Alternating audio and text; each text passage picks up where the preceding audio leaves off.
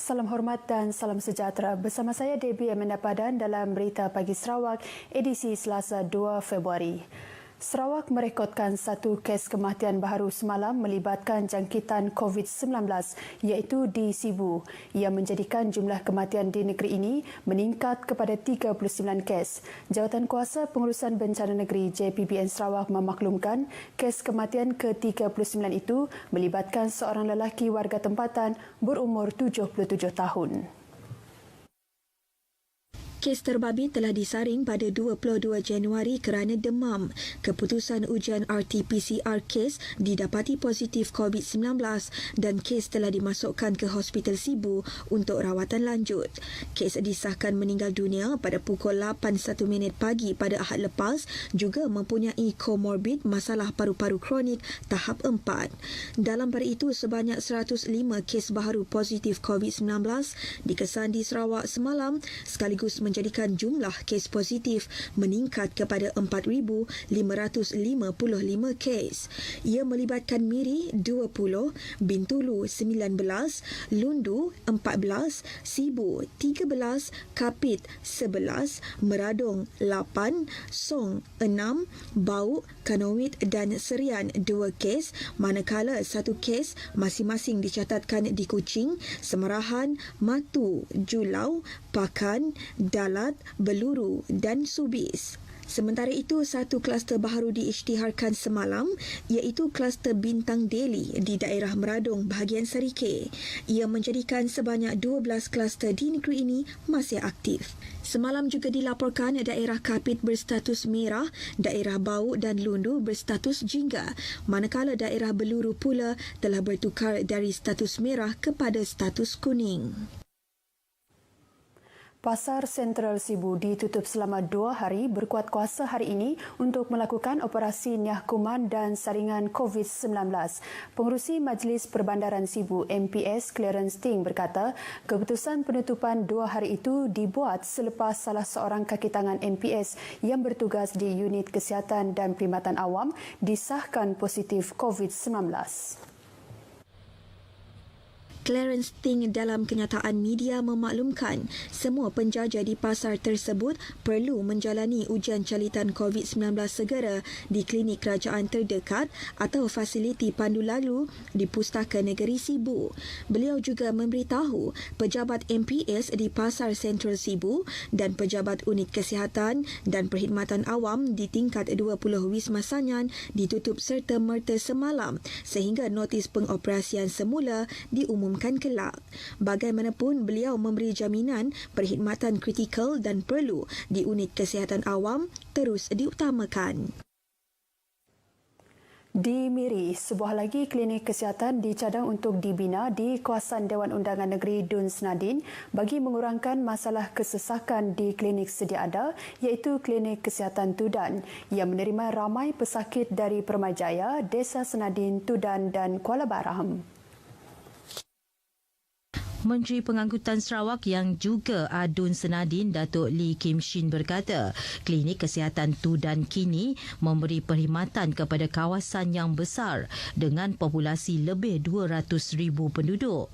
Tambah beliau lagi, purata jumlah kedatangan pesakit datang ke klinik itu lebih kurang 700 orang dalam sehari.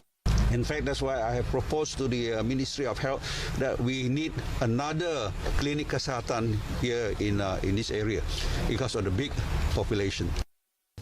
Beliau berkata demikian kepada pemberita selepas upacara penyerahan replika cek kepada Rotary Club of Miri Old Town untuk pembinaan projek farmasi pandu lalu di Klinik Kesihatan Tudan Miri. Menurut beliau, projek pembinaan farmasi pandu lalu di klinik itu merupakan langkah yang diambil bagi mengurangkan kesesakan di klinik berkenaan dalam menangani penularan wabak COVID-19. Kos pembinaan projek ini berjumlah RM80,000 dan dijangka siap pada bulan Mac depan.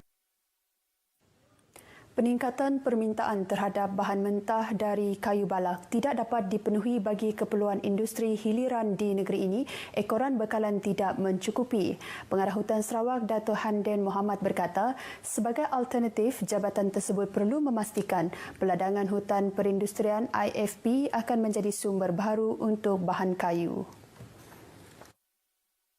Jelas Dato' Hamden, IFP bukanlah perkara yang baru bagi Sarawak, malah banyak perkembangan industri tersebut sejak 23 tahun yang lalu. Bagaimanapun katanya, industri ini harus berdaya maju dan mampan bagi memastikan kestabilan bekalan kayu untuk merangsangkan lagi industri kayu tempatan negeri ini. Untuk itu, Jabatan Hutan Sarawak komited berperanan mempermudahkan, menyelaras dan memantau perkembangan pembangunan peladangan hutan menerusi pendekatan yang sistematik. Selain itu, Dato' Hamden memberitahu menerusi siri libat urus, kerajaan negeri telah tampil dengan dasar, garis panduan dan mekanisme bagi mempercepat pelaksanaan peladangan hutan. Dato' Hamden memberitahu demikian dalam bengkel mengenai kajian perundangan hutan tanam yang dihadiri seramai 30 orang peserta di Kuching. Tentera Udara Diraja Malaysia TUDM semalam melaksanakan penerbangan ihsan terhadap 2 anak kecil untuk menjalani pembedahan jantung di Institut Jantung Negara IJN di Ibu Negara. Dalam kenyataan TUDM, 2 anak kecil yang bertuah itu ialah Fahid Faizal 2 tahun dan Dolin Ting Siang Liang berumur 2 bulan. Kanak-kanak lelaki Fahid Faizal mengalami masalah jantung severe mitral regurgitation on non-invasive ventilation. Manakala bayi perempuan Dolin Ting Siang Liang mengalami masalah large ventricular septal defect severe coarctation of aorta. Kedua-dua pesakit sebelum ini telah mendapat rawatan di Hospital Umum Sarawak. Turut mengiringi bayi adalah ibu kedua-dua pesakit beserta seorang pegawai perubatan. Penerbangan ihsan menggunakan pesawat angkut C-130H dari nombor 20 Skuadron Pangkalan Udara Subang itu selamat tiba ke destinasi kira-kira pukul 3.39 petang. Sebelum ini, Perpustakaan Desa Pantu yang dikenalikan Majlis Daerah Seri Aman mungkin agak kurang dikunjungi. Namun sejak penularan COVID-19, selain pelaksanaan pengajaran dan pembelajaran di rumah PDPR, ia kini menjadi tumpuan murid dan pelajar sekolah sekalipun tiada kemudahan Wi-Fi atau internet percuma. Menurut attendant perpustakaan Pauline Ilat, walaupun menggunakan data internet sendiri, rangkaian atau isyarat telekomunikasi di perpustakaan ini amat stabil dan ia memudahkan murid atau pelajar sekolah untuk belajar secara dalam talian. Hasil pemerhatian, terdapat sebuah menara telekomunikasi yang terletak berhampiran dan ia mungkin menjadi faktor capaian internet di perpustakaan ini amat stabil. Perpustakaan ini juga turut menyediakan ruang yang luas dan selesa kepada pengguna. Kadang-kadang dari Unimas pun ada pergi sini, diorang online, dari kampung yang jauh-jauh tidak dapat lain kan. Diorang akan pergi sini, diorang akan online dari pagi sampai petang. Saya terpaksa tunggu diorang sampai diorang habis pembentangan diorang, baru saya dapat keluar. Tambah Pauline lagi, terdapat rancangan untuk menyediakan kemudahan internet percuma di perpustakaan ini dan berharap ia dapat direalisasi segera. Katanya, dalam sehari, kira-kira 10 orang murid sekolah termasuk penuntut universiti berkunjung ke perpustakaan tersebut untuk belajar secara dalam talian.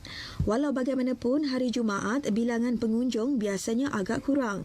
Kebanyakan mereka yang datang ke perpustakaan ini adalah dari kampung yang terletak di pedalaman Pantu, termasuklah dari sekitar Pekan Pantu sendiri. Setakat ni tak ada lah sebab lain pun ada juga, kat Seri Aman pun ada juga lain, tapi kat sini selalunya kuat lagi lah sebab kurang sikit lah orang guna lain. Kalau dekat Seri Aman tu kan banyak orang, kat Taman Perumahan tu kan banyak orang.